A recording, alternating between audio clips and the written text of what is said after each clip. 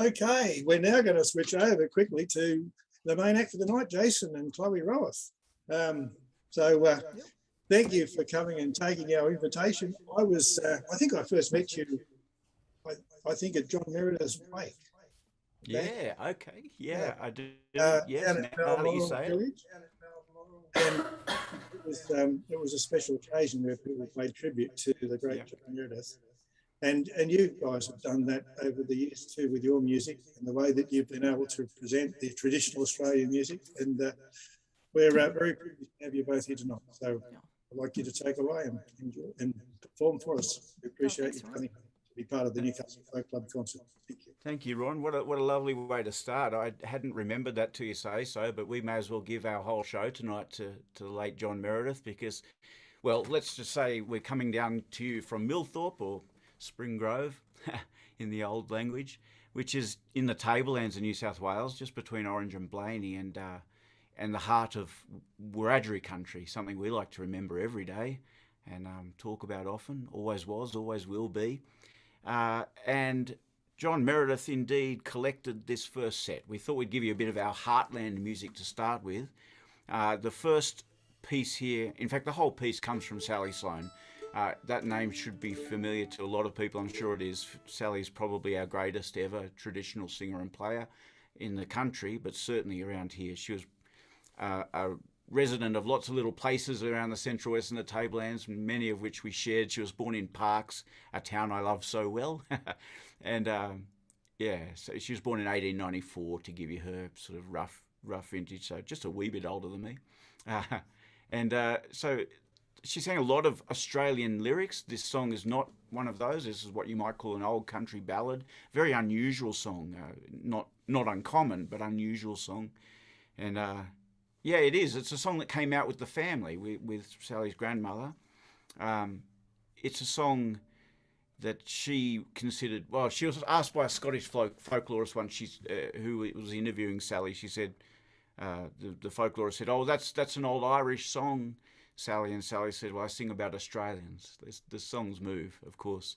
And the tunes come from Sally too. She could play any instrument she put her hands on. She was an ear player. Her whole family were a legend around the area. And we'll do these ones for you. Now, one of the tunes is from Sally, and one of them's from Bob Rummery. Yeah. So the first one's from Bob. All right. 1, 2, 3, 2, 2, 3.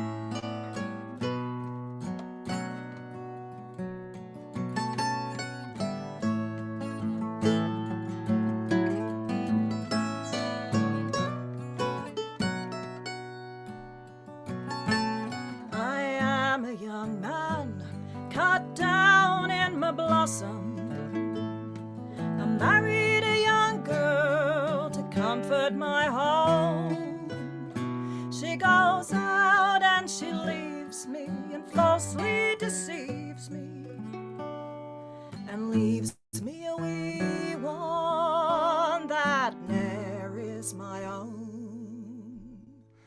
Oh dear, oh, the day I got married, I wish I was single again, with its weeping and wailing and rocking the cradle and nursing a wee one that ne'er is my own.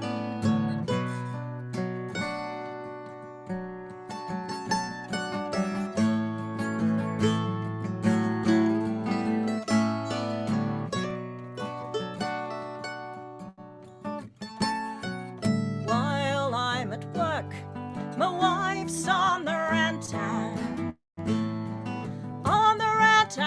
with some other young man. She goes out and she leaves me and falsely deceives me and leaves me a wee one that ne'er is my own.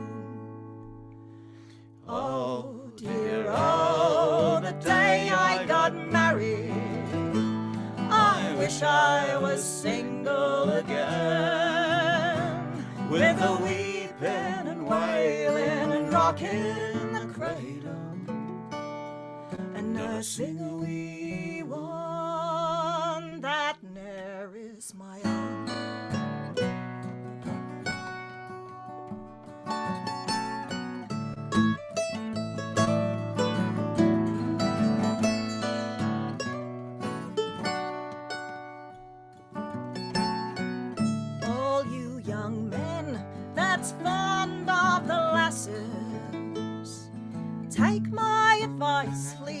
those flash girls alone.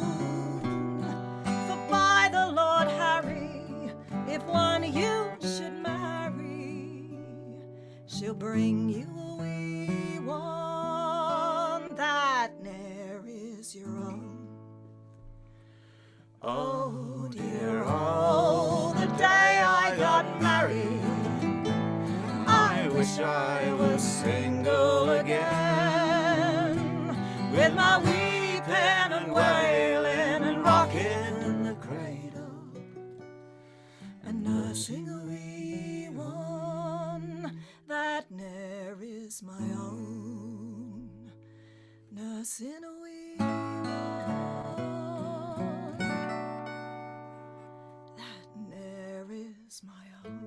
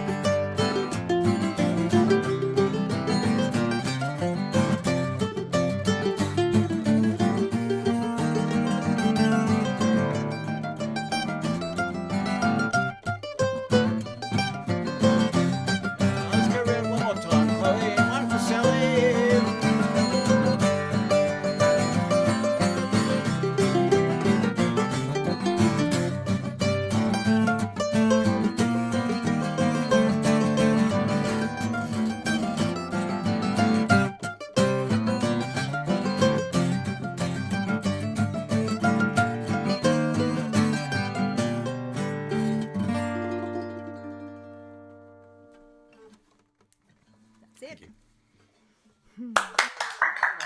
Cheers, guys. Thank you.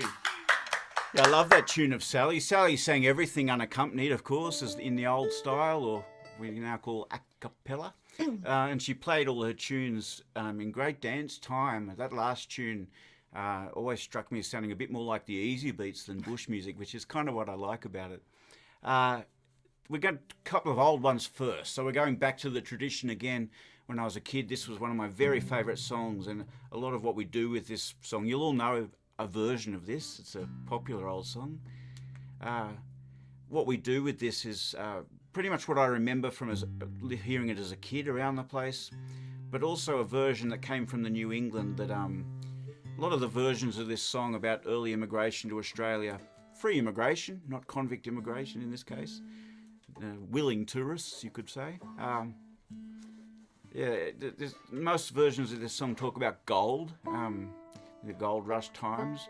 This version feels and sounds older to me and doesn't mention gold at all, which is sort of makes it probably one of the earliest Australian songs that we sing. And featuring Chloe on the intrepid banjo. And And we go straight from the song. At the end, we'll play a tune that we wrote. We'll often do this. We'll end up working up a version of an old song and then write a tune on the end that sort of, I guess you could say, tries to get how we feel about the song out in music. And the tune in this case we called Around the Lighthouse.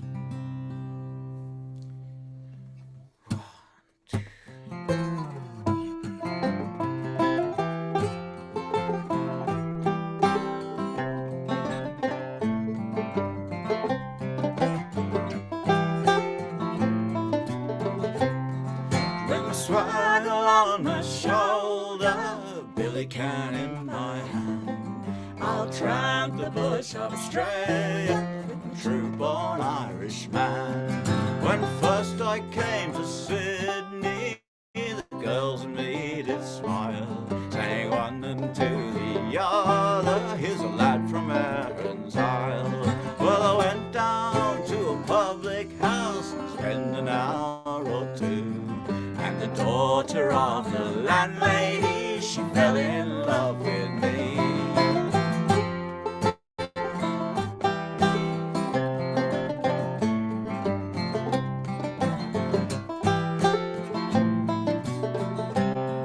Oh, daughter dear, oh daughter, what do you mean to do?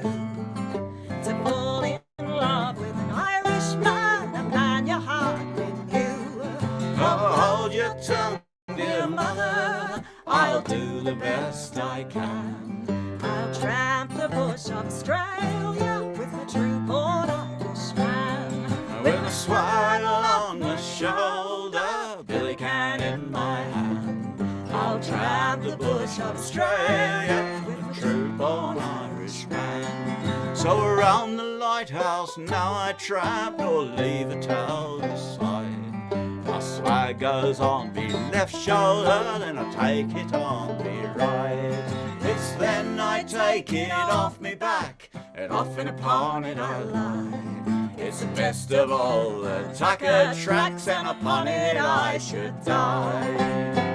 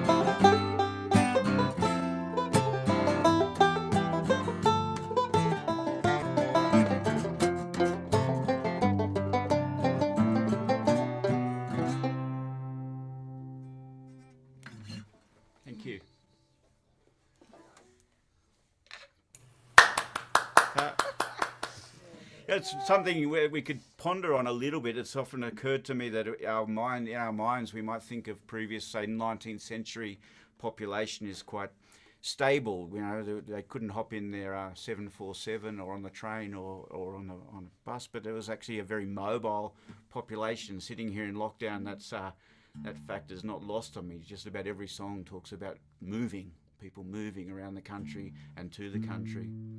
With no idea that they'll ever go back either. It's a one-way trip often. No, that's right. Not just shifting around like you're in a caravan, but actually moving and staying moved. This is more of a stable song, I guess, in some ways. We thought we'd do a couple of our old mate John Dengate's songs for you tonight. And this is the song John wrote for his mother. His mother, who was a poor little orphan girl, as John used to say, in the stony hills of Gundagai. And yes, Bare-Legged Kate, using the old Irish tune Bare-Legged Joe. John's mum's maiden name was Kathleen Mary Kelly. John used to say a name to inspire pride, and sure is. She was formidable I guess sadly in some ways, but she outlived John. We lost John in 2013, and Bare-Legged Kate was still going, and in fact nearly made 105.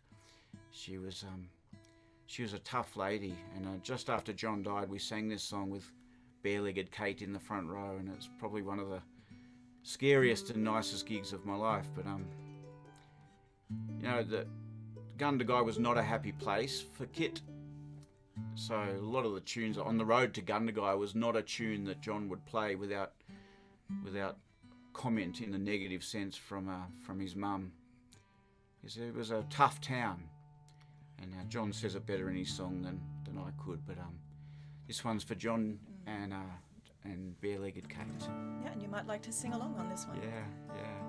We rarely heard John sing this song without people singing along. If you know the chorus, please do join in.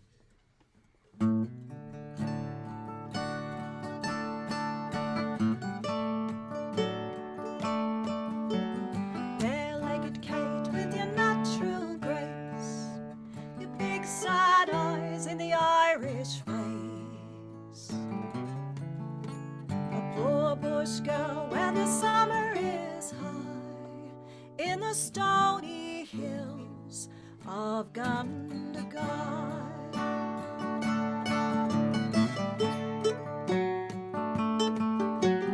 Bare-legged Kate, why do you weep when the men ride by with the travelling sheep? Does the sight of the drover make you sad? Do you think of the father you never had? Bare-legged Kate with your natural grace, your big sad eyes in the Irish face,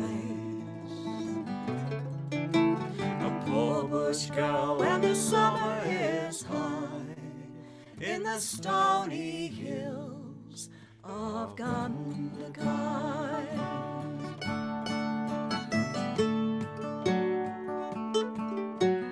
Bare-legged Kate, why do you run down by the creek in the setting sun, down where the eyes of the world cannot see?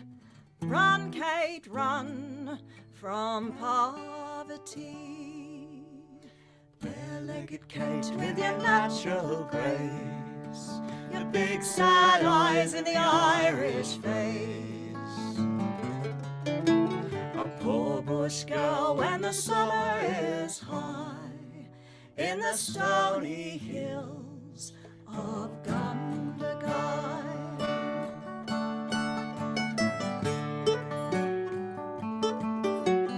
Bare-legged Kate, there is gold in the hills, but you know that the cyanide process kills.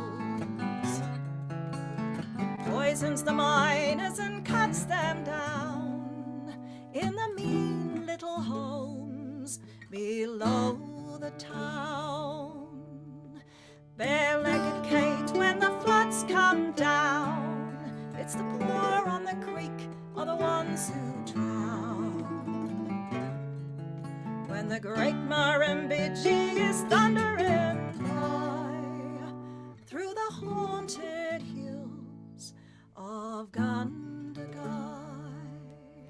Bare-legged Kate with your natural grace, your big sad eyes in the Irish face, a poor bush girl when the summer is high in the stony hills of Gundagai.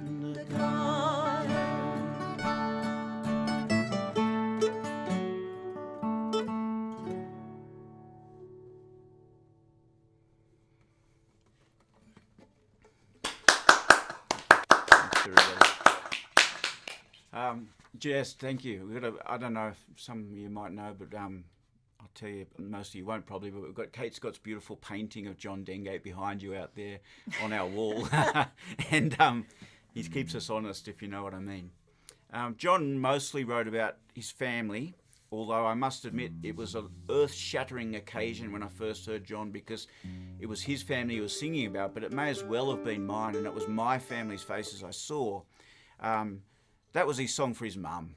My best summation of Kit I've ever heard was from Dale Dengate, who said, a little bit, I could use the same for my nan, who was a little orphan girl here in Millthorpe. Likes Chinese food, prefers the way Australians cook it. It kind of says it all about that generation. And yeah, he's going from a song about his mum. Here's a couple of pieces from John that he wrote. Well, the first one for his father. They were sitting down watching the Idiot Box one night, and the ABC weatherman referred to a northwestern New South Wales town of Taboobara. I don't know if that stuff makes you as cranky as it makes me, but it certainly made Norm Dengate, John's dad, fly around the room and in fury. Yeah. Tibbabara. Yeah. The second piece in this little medley is the song John wrote from his father's perspective. So that the personal pronoun, the I, in the song of the sheet metal worker is Norm Dengate. And the last piece in this medley is, in the early days, in the 60s, in the Australian folk scene, John Dengate and Dennis Kevins worked very closely together. And then they famously didn't, and really didn't. I mean, we had some lovely times with them late in their lives, with them both in the room and drinking, but they didn't work together anymore, decidedly so. But we thought we'd bring them back together in this medley. Now, I just like about Dennis's piece in this medley, The Roar of the Crowd. He wrote it in '62 when he was within earshot of the Sydney cricket ground and the grand final, and the roar of the crowd was coming over. So being grand final day tomorrow, and especially with Dennis's beloved Rabbitohs playing in the grand final, I thought it was a good one to pick for tonight. So two pieces from John and one from Dennis, all joined together to give the appearance of a medley. Under John's poem here, we'll put a wonderful old Schottische called Harry Axford's Schottische.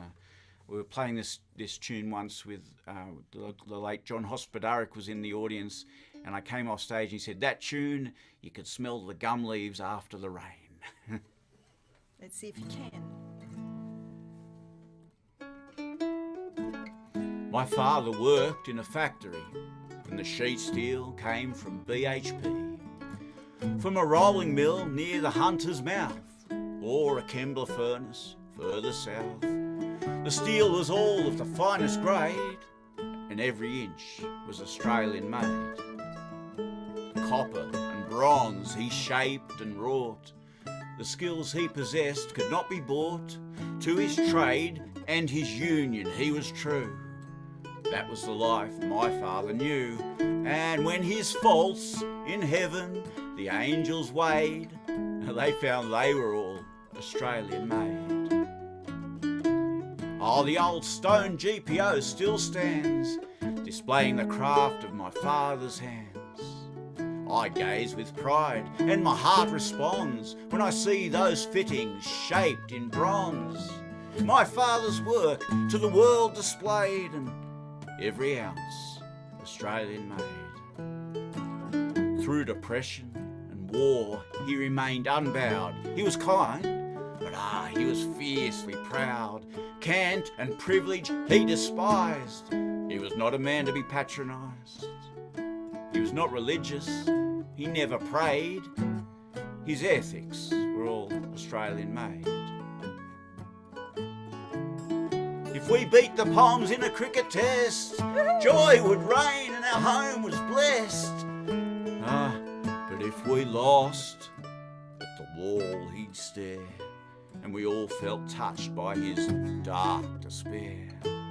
In his youth he had wielded the willow blade, and the runs he scored were Australian made. Now my father's dead, as are his mates, with their hopes and fears, with their loves and hates. Different values now prevail. What was sacrosanct now is up for sale. For the global market requires free trade.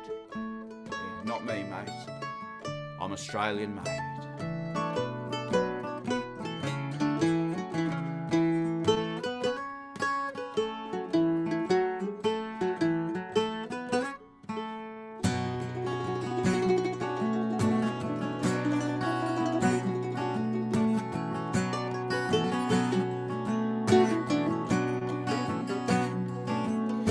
When I was a boy in Carlingford, all 60 years ago,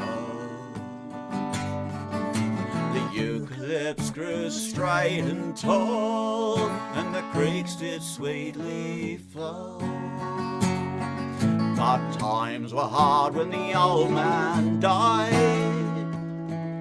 and the orchard would not pay. So I left the land for the factory bench, and I'm working there still today.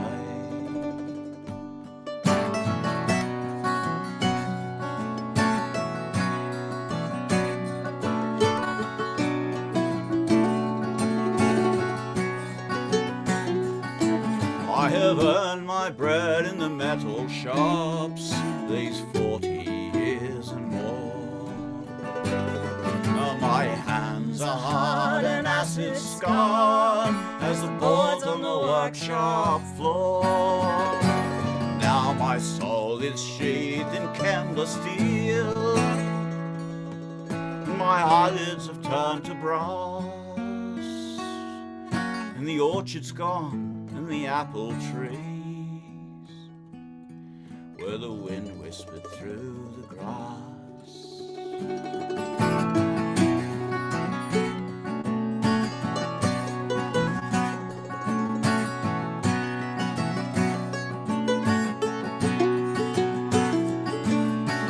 Workshop is my altar where I come to take the host.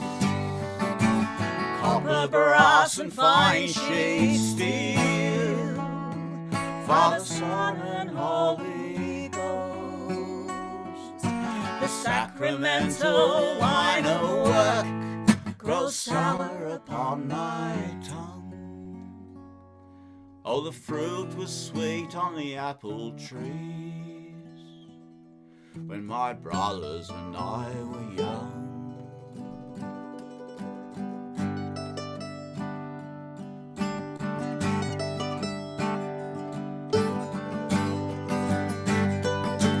Well, I've heard the sound of the wind, boys, in the mighty green shirt pines, as if the trees were blazing like a gas fire in the mines, and the wind's voice kept on mounting against the midnight's face. Oh, I felt that roar well up in me. That roar has left its trace. I heard the roar at the school gates when the holidays began, when the kids raced out like brumbies, grown men turned and ran. They raced down through the playground, cried out, "We are free." Oh, the hungry voice of those school kids still lives inside of me. Well, I've heard the roar at the football matches. It rose in the crowded stands when a winger leapt and took a pass with magic outstretched hands, and the double roar as he came inside and flashed across the line. Well, that was a roar that stirred my soul, a roar that was a sign. I've heard the roar at the race course when the favourite lunged ahead. He took the lead at the ledger and the rest of the field seemed dead. And the roar for horse and jockey with the numbers in the frame. Well, that was the roar that spurred my blood. Victory was its name.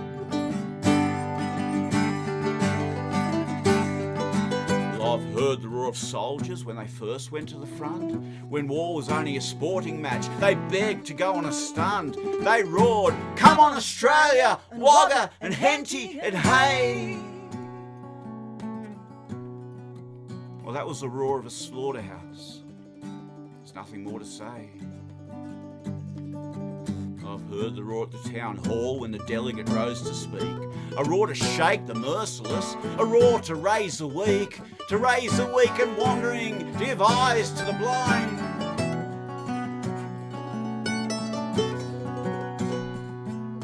that was the roar of a tidal wave that was making up its mind.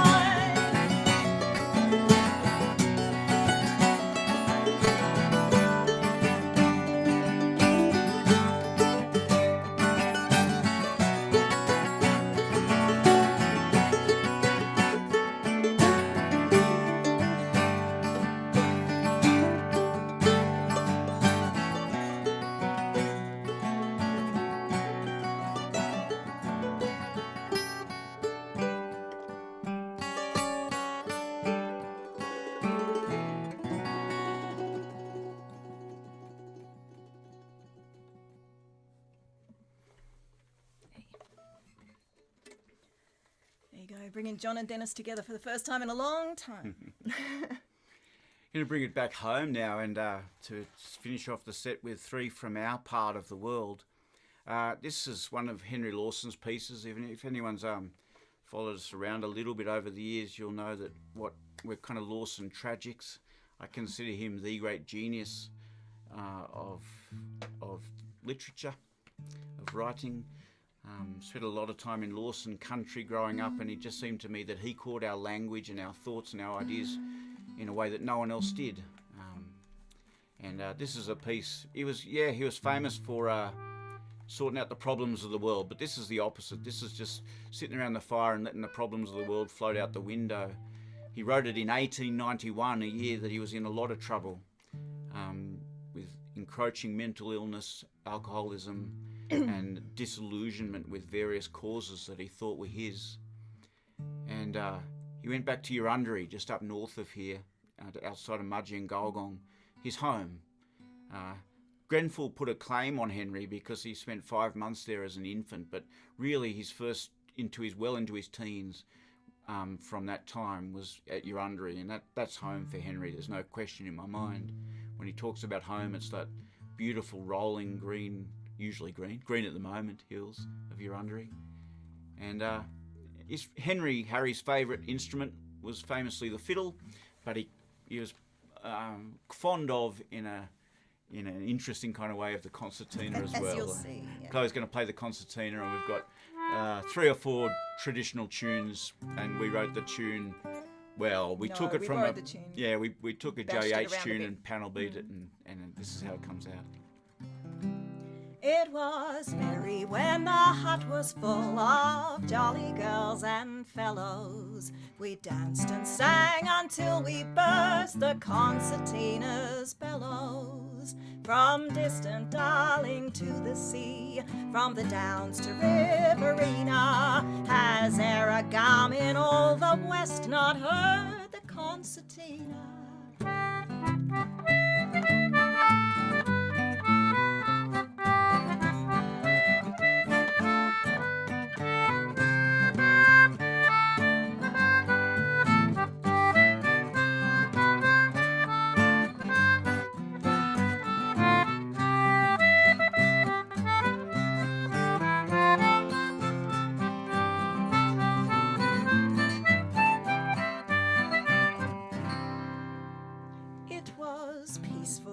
Round the campfire blaze the long white branches o'er us.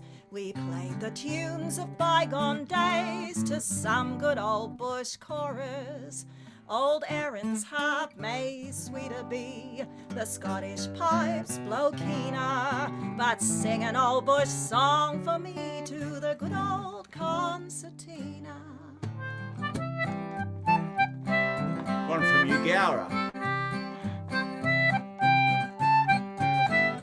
Just out to the west of here.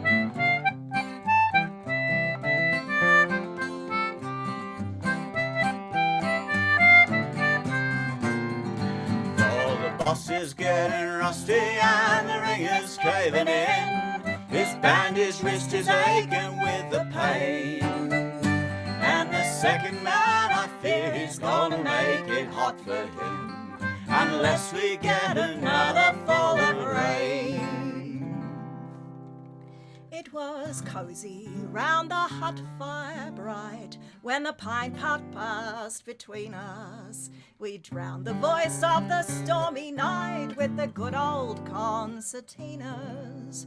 Though trouble drifts along the years and the pangs of care grow keener, my heart is gladdened when it hears that good old concertina.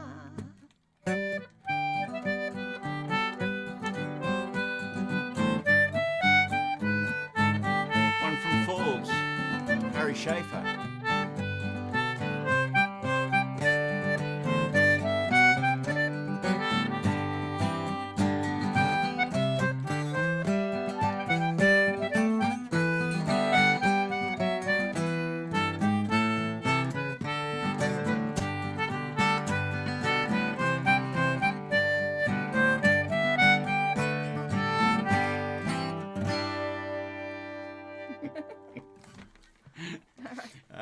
Chloe on the Anglo Concertina treating it much more kindly than Henry did. By the sounds. I think.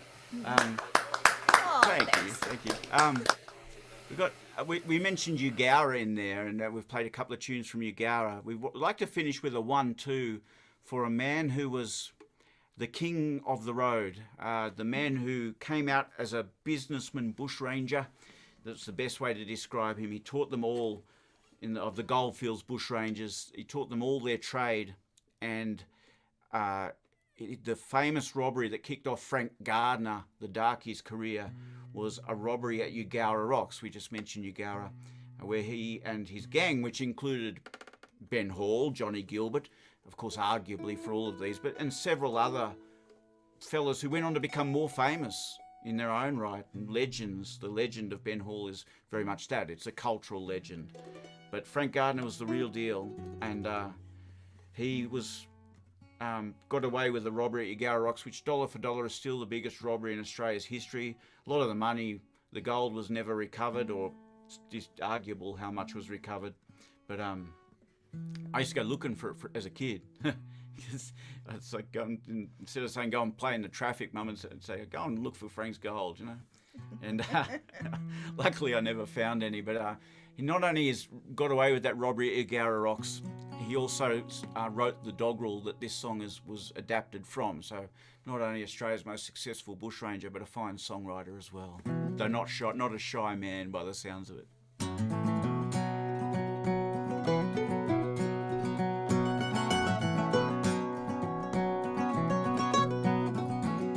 It's all about old Frank Gardiner with the devil in his eyes. He said, we've worked before us, lads, we've got to do or die. So blacken up your faces before the dead of night, and it's over by Ugara Rocks, we'll either fall or fight. Now we'll stop the orange escort with powder and with ball. We'll shoot the coach to pieces, pull down the pillars, or we'll lift the diggers' money. We'll cover all their gold. So mind your guns are killers. Now me comrades true and bold. Now you can sing of Johnny Gilbert, Dan Morgan and Ben Hall, but the bold and reckless Gardiner, he's the boy to beat them all.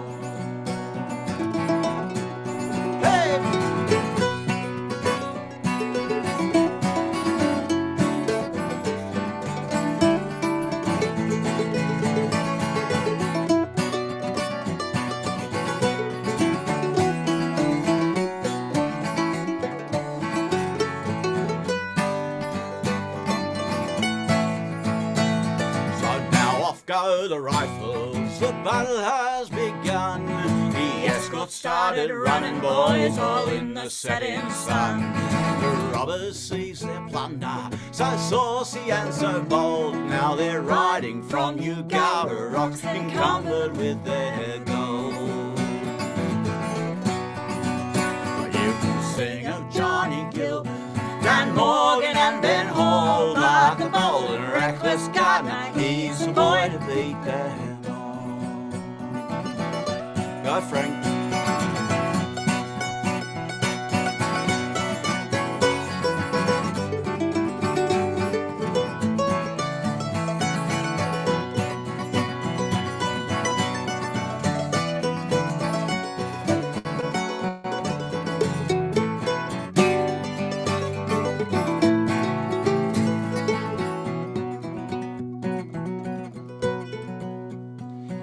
as with savage laughter they left that fatal place, they cried, "We've struck Bonanza, boys, we've won the steeplechase." And Frank Gardiner, the darkie, he's shouting aloud, "Hooray! Oh, I think we've made our fortune at Chigara Rocks today."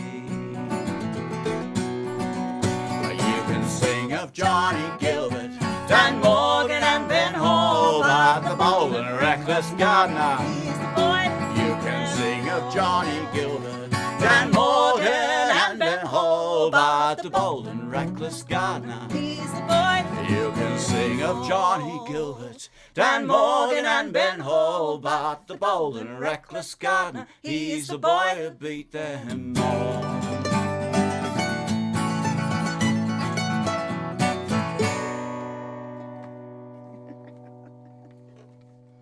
Thank you. Well done, Jason and Chloe. Thank you so much. Thank That you. was a fantastic bracket. I was amazed at how well you present the songs of Australia and your own wonderful interpretations of them. It's just absolutely outstanding. No, thank you. Of course, you started out, I think, with Wonga Willie, did you? No, we were playing before that. Yeah, no, we did play in Wonga Willie for a while, but we met and joined up with the Wongas after 10 years misspent playing psychedelic monster rock and roll, and then 2 years as a duo and on the folk scene, living around on a farm outside of Bathurst and playing with the wonderful man Mike Martin, and in the little band called Jindy, and then we met up with Wongas. But yeah, we did enjoy our time with Wonga Willie very much. Lots of tours, a couple of tours at China and Europe with Wongas, which are particularly memorable for us. Yeah. You've been wonderful ambassadors for the Australian folk song, so thank you very much. I'm going to introduce, I'm going to give Ron a little bit of a break now and introduce Jason and Chloe. It's absolutely fit and right that I should be on just before Jason and Chloe, because for some reason, festival goers for decades, since probably the mid-1990s, have been scheduling us one straight after the other. And sometimes at festivals 3 or 4 times, I'd be on, and then they'd be on the stage straight after me, and then later on that day or in the evening, they'd be on, and I'd be on straight after them, and then blah, blah, blah. And so it's been happening for years, and so it has to happen again tonight. It's really great to see you and listen to your music again, Jason and Chloe. I've been listening to you since the Us Not Them days. I remember, I think I first saw you at an early Jamboree, Illawarra Festival at Jamboree. Yeah. When you were young kids. You know, even I was young then, you know, so it was obviously a very long time ago. Back in the day. Sorry? I said back in the day, Bruce. The day. It was the day. Yeah. We've seen some wrangling.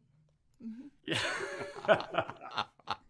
Yeah, well, look, there's not that many rhymes to the word pangolin. You did so well. Well, mate, you did very well. So we're not gonna leave the audience dangling any longer. I will throw over to you, the wonderful Chloe and Jason Roweth. Good on you, Thanks, Bruce. Bruce. Thank you very Good to much. see you. They've been trying to set us up for years, it's true. And what a great night it's been. Such terrific music. I really enjoyed Matthew and Kathy's set, but everything has just been terrific. And I've got to say, the might of the Newcastle Folk Club moved online is just fine for me. I've got to say, congratulations, David. It's, you know, we're inventing a new form since lockdown. We're all doing kind of different ways of streaming. We do our Saturday streaming at the moment every 2 weeks. Everyone's doing isolation tapes or whatever they were calling them. It's a whole new ball game. It's exciting to me to be in at the start of something like this, I've got to say. And David and the crew there at Newcastle have done as professional, if that's the word, but as good a job as anyone I've ever seen. So 2 thumbs up. Good on you. Yeah. Yep. Thanks for having us. We're going to, at the risk of staying on the Bushrangers, we're going to sing a song now that Michael O'Rourke wrote. And it's a song called Frank Gardiner's Gang. Just quickly, Frank got away after Eugowra when Ben Hall and Johnny Gilbert took over the gang. Michael in his song talks about what happened to Ben Hall. I won't talk about that, but Frank was eventually caught at Affis Creek. He'd set up a business with his takings outside of Rockhampton. It was actually a direct ancestor of mine, was the policeman James Pye, who went up to bring him back, and when they found where he was, through a tangle of circumstances, I like to think of that great-grandfather of mine as like the black sheep of the family. But they brought him back, and he spent 10 years in Starvinghurst Jail, what's East Sydney TAFE, or whatever you call it now. And then a general amnesty was awarded, and Frank was let go. It was an incredible thing. The rest were dead, basically, to cut the long story short. But Frank was let go on the condition that he leave the colony. And he was sent off to San Francisco on a boat. Now, at that point in time, San Francisco was over a third Australian. There were the Sydney Ducks, they called them. The gold had attracted people across the Pacific in a much easier fashion than they brought them across from New York. They were actually concerned that San Francisco was going to become a colony of Australia. Those damn Sydney Ducks had taken over the place. So by the time Frank landed in San Francisco, the Sydney Ducks awarded him a pub. He was the hotelier in this pub for the rest of his life and became one of the few bushrangers to live to a ripe old age. Lots of stories about twin sons coming back to look for the gold and what have you. But what we do know now is something Michael O'Rourke didn't know when he wrote this song. But this song, yeah, it's about Frank Gardiner, but there's something in this song that's much more, I think, about what makes a life worth living, a quality of life. I think maybe we'll leave it there and sing Frank Gardiner's Gang from Michael O'Rourke.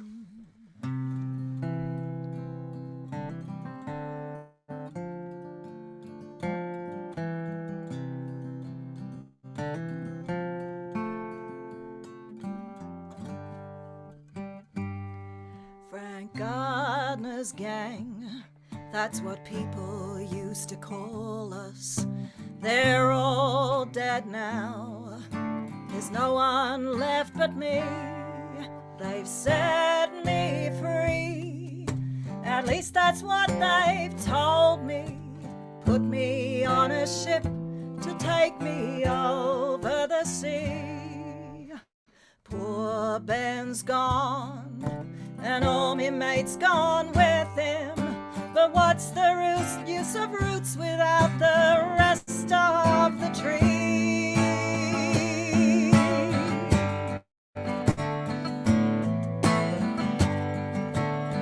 We used to make the troopers stare and sweat in their uniforms so fine. We could have taken over the country if we'd had a bit more time.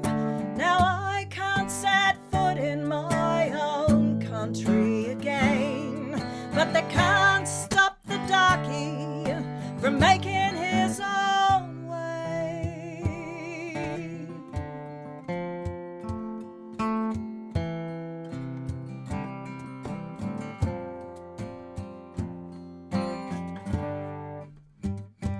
Maybe things will be better in America, where the Queen's police won't trouble me again.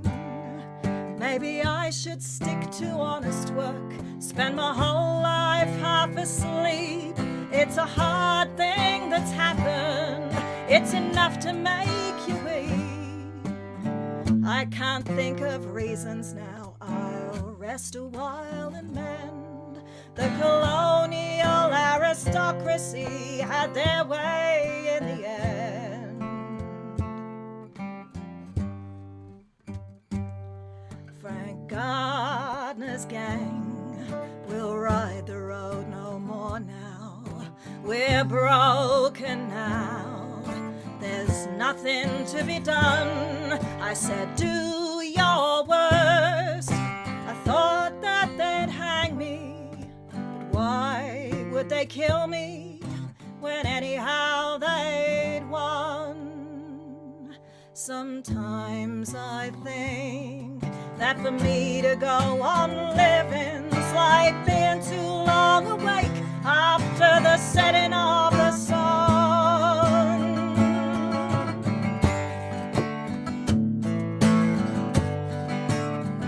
Or maybe none of us were good men, whatever that means to you.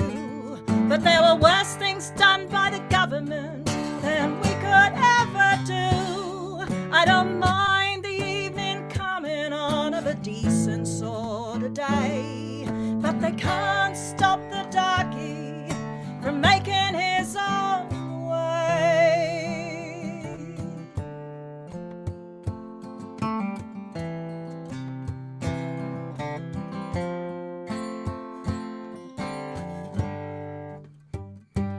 Maybe I'll get on all right in America.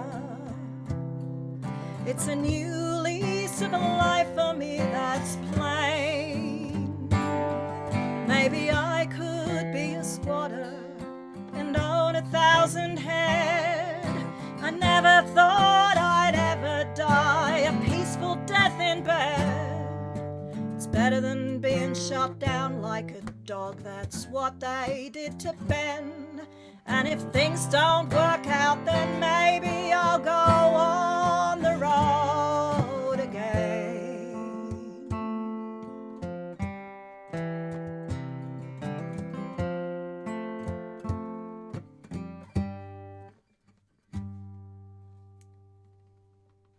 Thanks, everybody. Thank you. Michael O'Rourke, I think one of our very best songwriters, with a song that I like, quite rare in terms of Michael O'Rourke's songs. Someone who could be better known. We've got a couple of John songs again, John Dengate songs again. A couple for the Battlers, but two very different songs. The first is the first song of John's I ever heard on a little sort of tape that I picked up in Sydney a long time ago when I was playing a very different kind of music. We had a residency in the Currajong Hotel in Erskineville in the old rock and roll days. It was after all the rock and roll bands exploded, but we'd throw together whatever rock and roll players we could, and Chloe and I'd lead, and we'd play in the tab alcove, which was tiny. We filled it with amplifiers, and we stood up. It was about this big. Yeah. Actually. Like 6 and 7 piece rock and roll bands. Yeah. And you could reach out to the bar for your beer, just about, and they wouldn't even turn the tab off. You'd come in and bet, you know, they'd walk through the band to bet. But it was a great time, and Erskineville was a very different place in those days. Bruce just says, my fiddle was Michael O'Rourke's. That's fantastic, mate. That's really great to know that. How cool is that? There's another conversation down the track, or two or three. So anyway, Erskineville, and when our friend Ilona Harker had not heard this song till she heard us sing it, and she gave my favourite introduction of this song, or description of this song, she said, poor old Bill, he made the fatal mistake of not being born with rich parents.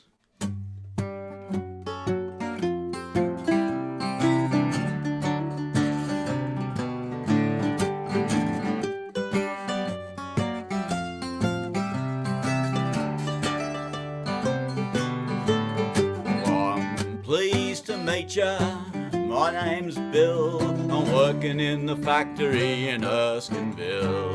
You have to crawl and conditions are a crime to get a few dollars worth of overtime. Hooray, ain't life grand, I'm saving the deposit on a block of land. Oh, good on you, Bill, you get that block of land, you've earned it. Of course, you'll need to borrow some money. I met a fella selling real estate. He's running from the coppers in another state, and he's a friend of a generous gent who's lending money at 20%. Hooray, life's a lark, I'm swimming in the water with a finance shark. Bill, don't worry, there's more than one way to skin this cat. Get yourself out to Rose Hill Racecourse. Plenty of clean skins out there. License to print money. I had a couple of dollars on a short price horse, running in the welter at the Rose Hill course. But too much weight and too little pace, the bugger finished 12th in a 12-horse race. Hooray, faithful man, ferrying the money to the bookie's bag. Bill, not to worry. You need to get yourself down the RSL club. Think about your problems. let the wife mind the home front. Couple of quiet ones. Of course, while you're there, I had a little flutter on the poker machines, and I won $1.40 when it paid 3 quid. So I chases the aces around the wheels. I can't afford the money to pay for meals. A hooray, feed the slot, push upon the button till you lose a lot. Oh, Bill, I see your problem. You need some better advice. The big one, Bill. Lottery tickets had me up shit creek. I was 20 off a $5 prize last week. The tyres on the car are all worn through. The registration's overdue. Hooray, hip hurrah for a worn out second-hand Holden car. Ah, Bill, it occurs to me that you haven't really caught up with the times, Bill. It's a 2-income society. Here we go. I said to me wife, we've reached the stage we cannot manage on a single wage. Why is that, Bill? She pulls beer in the pub saloon. The kids run wild of an afternoon. Hooray, name your brand. I'm drinking the deposit on a block of land. Well, I'm pleased to meet you. My name's Bill. I've been sacked from the factory in Erskineville.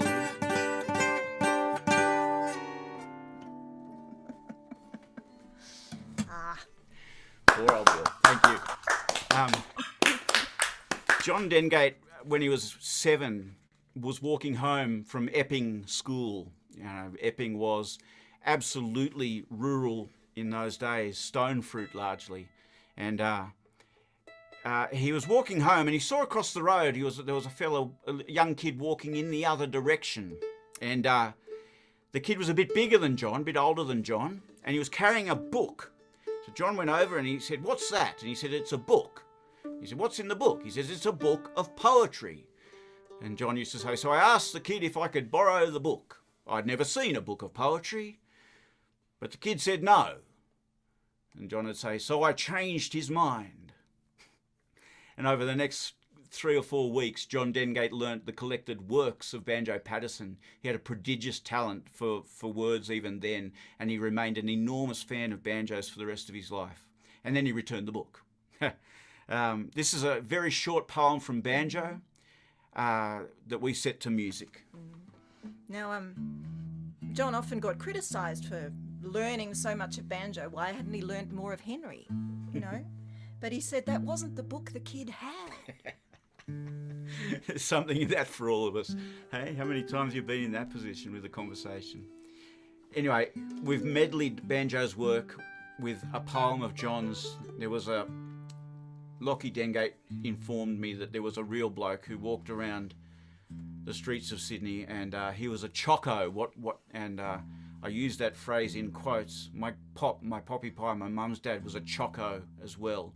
They were the young recruits.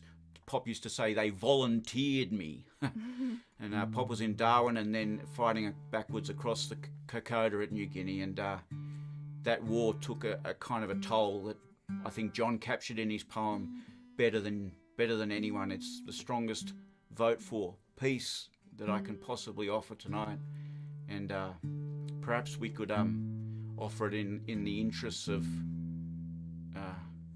leaving the submarines where they are, in pieces.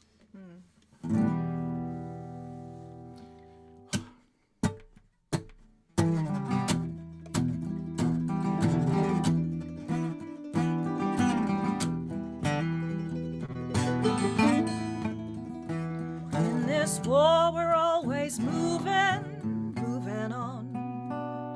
When you make a friend, another friend is gone. Should a woman's kindly face make us welcome for a space, then it's boot and saddle, boys, we're moving on. Oh, then who's your mate, me Johnny lad? so drunk he could hardly stand, with his eyeballs staring so wildly and his violently shaking hand. His name is not for the naming, but his story I'll tell you true. He's a child of the Great Depression from the lanes of Woolloomooloo. He was reared on bread and dripping and on dollops of dull plum jam. He dodged the police and his father's boot and his fare on the city tram. He mustered with the militia on the wharves of Woolloomooloo. But then he fought disease and the Japanese in the summer of '42. Ah, never you mind his shaking hand or his strangely twisted mouth. He was cut off at Templeton's Crossing when the Jats came swarming south. He wept and he prayed in the jungle, but God to his prayers was deaf. It was Choco, retreat on your bleeding feet. And where was the AIF? You'll find him now in Bell's Hotel or round by the Domain. You'll find him under a Moreton Bay, sleeping it off in the rain. You'll find him wandering William Street without any work to do. Oh, he's a child of the Great Depression from the lanes of Woolloomooloo. He's a hollow, dirty derelict, abandoned by the fates. His soul's at Templeton's Crossing with his dead militia mates. White lady is his mistress, they fornicate and woo, sworning blind oblivion in the lanes of Woolloomooloo. In the hospitals they're moving on. They're here today, tomorrow they are gone. When the bravest and the best of the boys, you know, go west, then you're choking down your tears and moving on.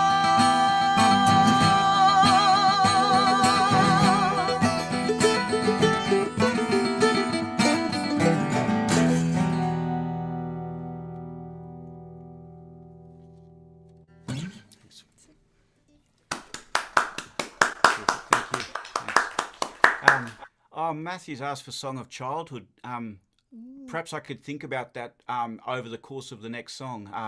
I reckon I could get it if you'll be forgiving of a little pause here or there. It is my favourite song of Dengate, so it would be a pleasure to sing it if I can think of it. But I did want to get this next one in, at the risk of taking coals to Newcastle, as they say. Another Depression-era song from The Hunter. A song written with the words written by Dorothy Hewett. It was Mick Fogarty in Canberra who introduced us to this song. He did a wonderful workshop at Canberra called From the Shop Floor to the Streets. And yeah, this was one of the songs. It was a wonderful thing, that, when you could get people together from all over the place at the National to perform on a stage. It was a very special thing that festivals do. And I do hope we see it return soon. Yeah, so 1929, there was a lockout at the Rothbury mine, and Ron mentioned John Meredith's name at the start of the show. John Meredith was the person who took the traditional tune and set this poem of Dorothy Hewett's. An interesting story, just as I tuned, this song is written as for Norman Brown as a martyr for the cause of the unions everywhere have picked up Norman's story. Martyrdom is an interesting thing, and when we first heard the song, we sang it very much with that in mind. This was a song of solidarity and for the union's cause. And one night we were playing it in Canberra. It was actually the Buttawang at the National Folk Festival, and we played the song. And afterwards, in the session bar there at Canberra, when it used to roar through the night, a woman came up to me and said, "Thank you for singing that song," but she was obviously not happy. And I said, "Well, that's fine, but, you know," as it's sort of thinking about the tears that were obviously close to her eyes, and she said, "Norman Brown was my uncle." And she's had to put up or to live with the idea of Norman, her uncle, as more than a martyr, and to hear his story over and over and over. And all of a sudden the song gained another dimension, and hopefully we can get both feelings across tonight. Norman Brown. So there was a lockout in 1929 at Rothbury, and many of the miners, after being locked out for months, they were trying to bring in scab labour, and the miners were taking offence, and they'd all rallied to the gates. They were going to stop the workers getting in. And I think the police got tense and shots were fired, and Norman died. And I think at the time, the story goes, he was just sitting up against the fence, and as he got up to walk down to where the other miners were, a bullet just hit him, chanced to hit him. And that was that. That old line of Chekhov's, you know, if a gun appears in the first act, they'll fire it in the third. Just leave the guns out of it, and people don't tend to get shot. There was a very simple man, honest and quiet, yet he became the mate of every working man, and every miner knows his name. Norman Brown, oh Norman Brown, the murdering coppers, they shot him down. They shot him down in Rothbury town, a working man called Norman Brown. An honest man, the parson said, and dropped the clods upon his head. But honest man, oh no, he's dead, and that's the end of Norman Brown. The bosses wiped their hands and sighed. It is a pity that he died. It will inflame the countryside, and all because of Norman Brown. Norman Brown, oh Norman Brown, the murdering coppers, they shot him down. They shot him down in Rothbury town, a working man called Norman Brown.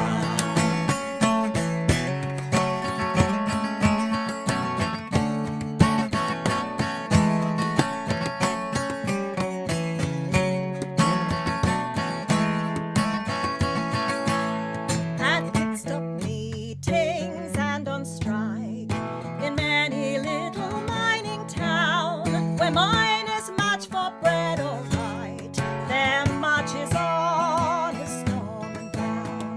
He thunders at the pit-top strikes, his voice is in the woman's tears, with banners carried shoulder high, he's singing down the struggling years.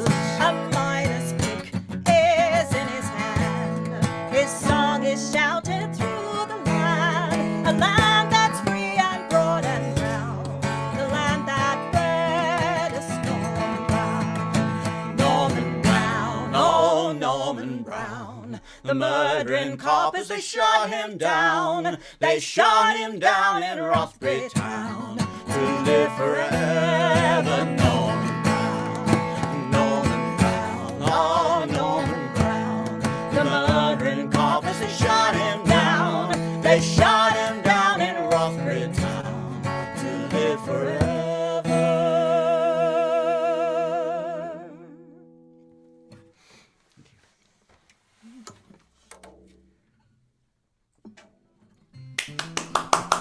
It's good to know you're there.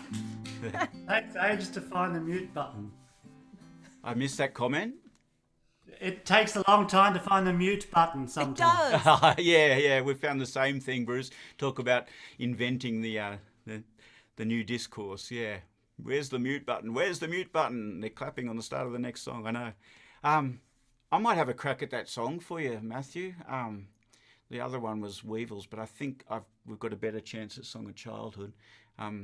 It is a grand song. Let's give it a go. Want to give it a try? Yeah. Oh, that'd be lovely, mate. It's just one of my favourite songs. Yeah, it's my favourite of John's, which means it's my favourite song. You know, pretty much full stop. I rate it with Sally Sloan's traditional ballad, The Death of Ben Hall, and the Beatles' John Lennon's Strawberry Fields Forever as my favourite 3 songs of all time. This was the song in 1997. We'd just landed one of our very first sort of transfer. No, it might have been 6, I don't know. But it was the mid-90s, and we're at Kiama, and I thought, oh, that bloke who sang on that tape, John Dengate, he's here.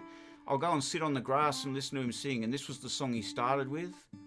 And like I said earlier in the show, if you remember, I mentioned that he sings about his family, but it's my family's, my uncles and my pop's face I was seeing, and I suddenly realised that instead of running away from my conservative, rural, poor childhood, it was always going to be inside me, and best to kind of find your radical centre, if you like. Yeah. Where have the days of my childhood gone?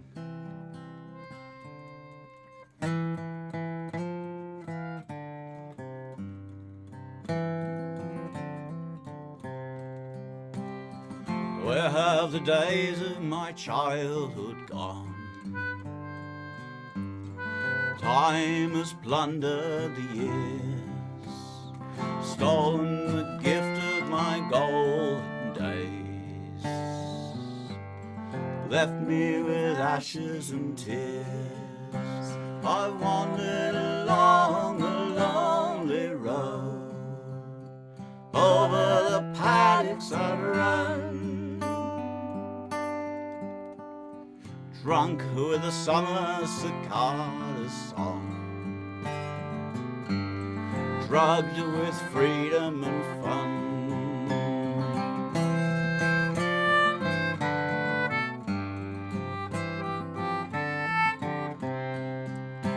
Oh, give me an acre of lawn to cut and a rusty old mower to push.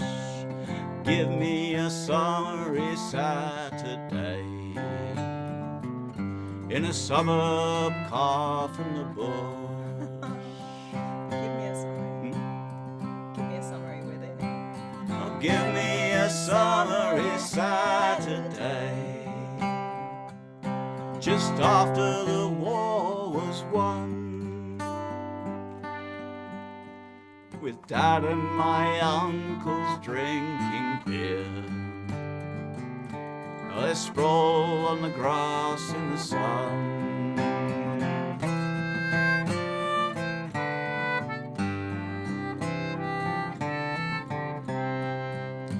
They spoke with a curious, proud elan. Their laughter was careless and free, fresh from the battles against Japan. They seemed immortal to me. But how can an innocent boy discern what's fallible, false or true? Their mortal footsteps are faltering now, and mine are faltering too.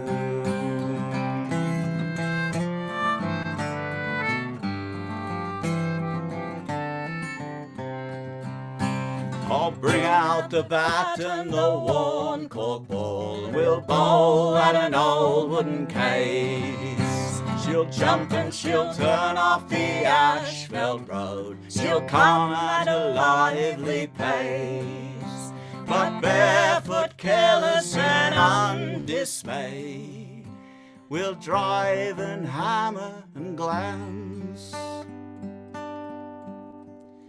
Ball lies lost in the tangled years, my hands couldn't hold the chance.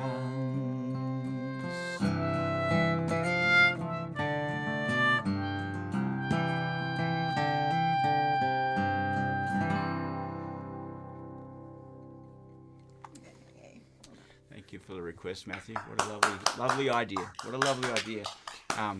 And not too far away from the words either, but I was very aware in that second verse of Dengate looking down at me, saying, get it right, get it right. It'd just be nice to know what time you'd like us to finish. I don't want to end. We'll play all night, but we're very happy to, but I don't want to overstay our welcome either. So if someone want to give us a time, we do 2 more. Does that sound about right to you?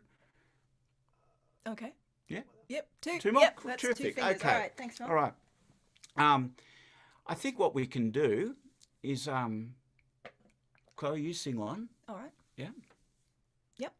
Do you want to do? Oh, well, I've got slow ones up my sleeve. Do there. Timeless Land.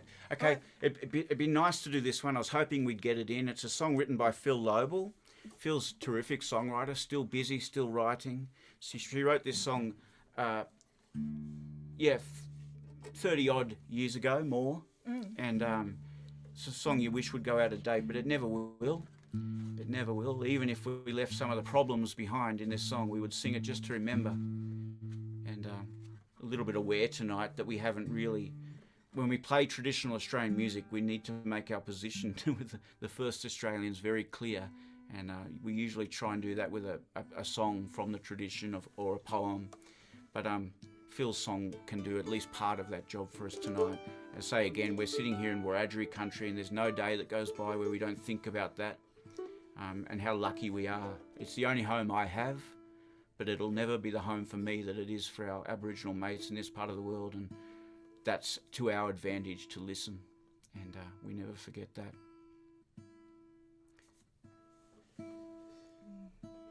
You learnt this for a show. I did. Yeah. I was just thinking.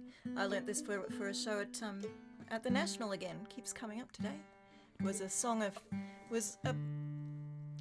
women's protest, and this was as one of the great protest writers. I thought Phyl Lobl's song said what I needed to say.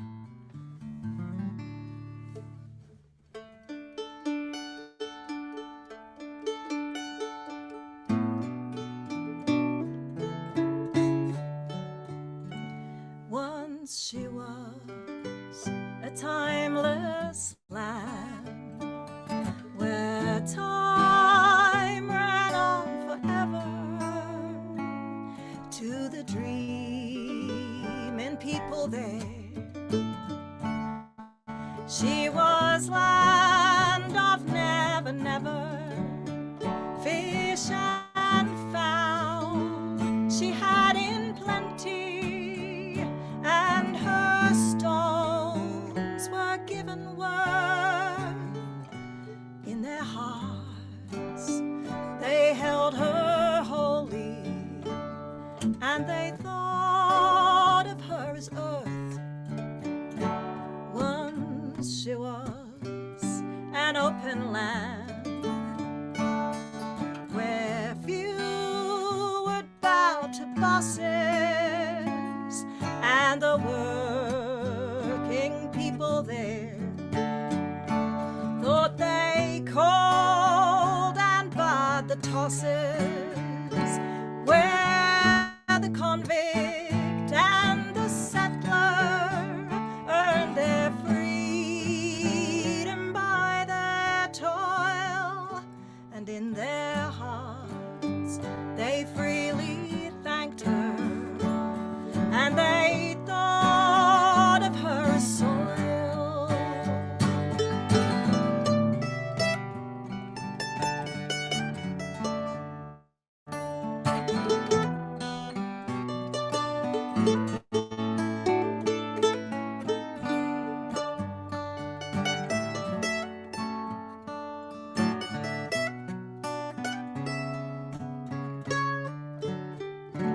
Then she was a lucky land where living easy came, and the clever people there learned to play the power game. First they sold her stony hillsides, then she lost her very heart in the greed of their intention. They thought of her as dirt.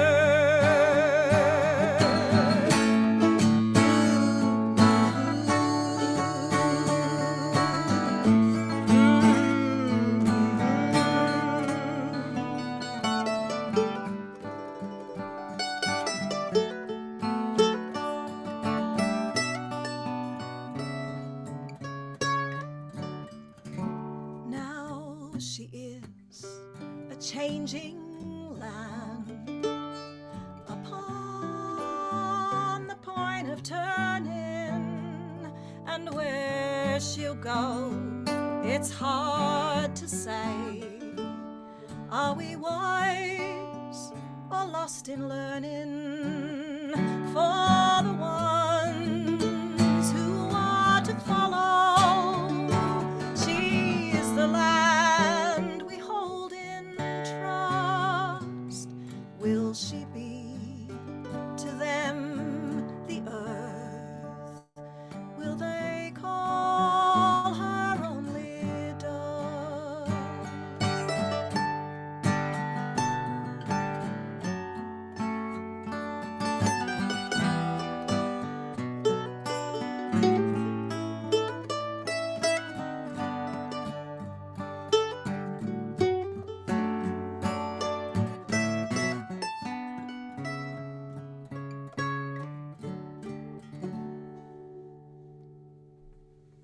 Phyl Lobl's Timeless Land. We're going to end with a smile. I hope that suits everybody. It's a Henry Lawson piece. Funny that we do so much Lawson, but we've picked two of Lawson's chirpier pieces. Henry was sent out to Burke for just a few months in the early 1890s with a one-way train ticket and a £5 note. It reminds me that I should get a plug-in in 2 weeks. In 2 weeks, we'll be Saturday streaming again.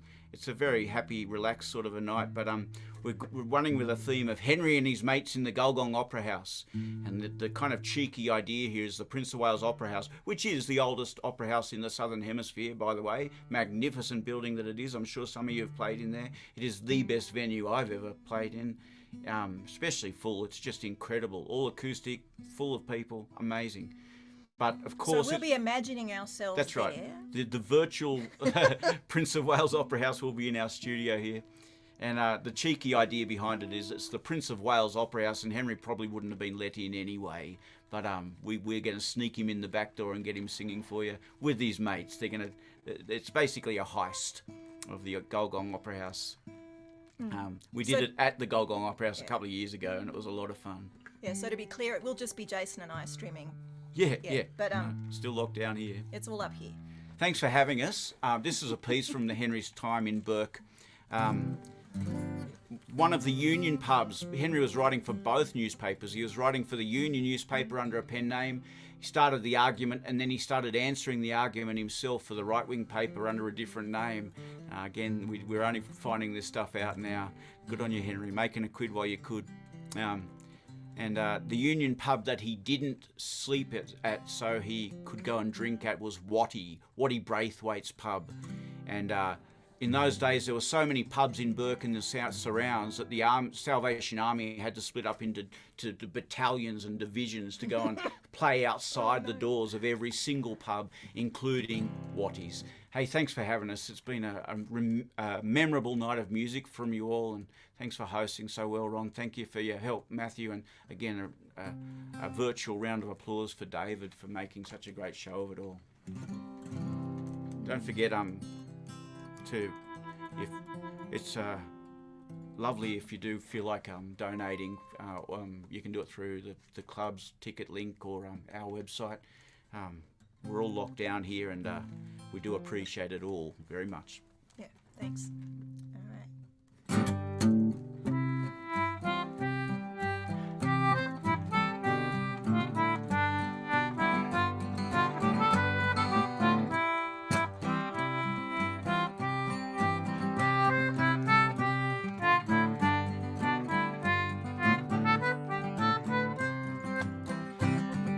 Kindly hours of darkness, safe for light of moon and star, hide the picture on the signboard, oh Doty's horse bazaar.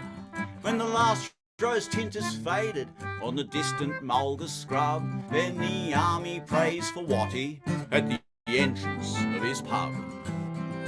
Now I often sit at Watty's when the night is very near, with a head that's full of jingles and the fumes of bottled beer. For I always have a fancy that if I am over there when the army prays for Watty, well, I'm included in the prayer. And Watty lounges in his armchair in its old accustomed place, with a fatherly expression on his round and passive face. And his arms are clasped before him in a kind, contented way, and he nods his head and dozes when he hears the army pray.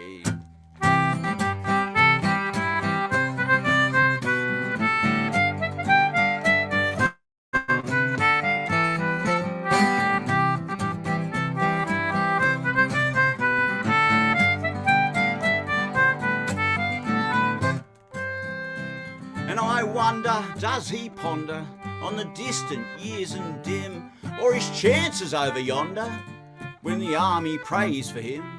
Has he not a fear connected with that warm place down below, where according to the good Christians all the publicans should go?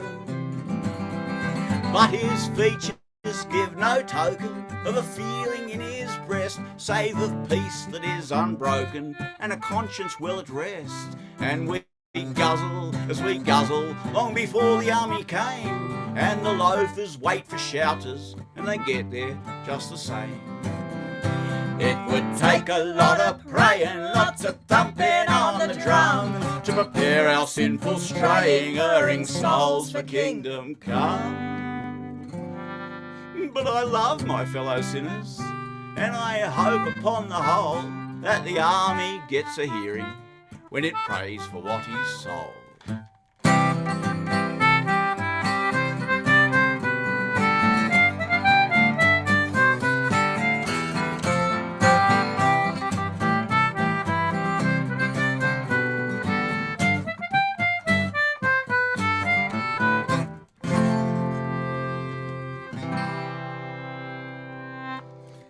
Thank you, folks. Thank you very much.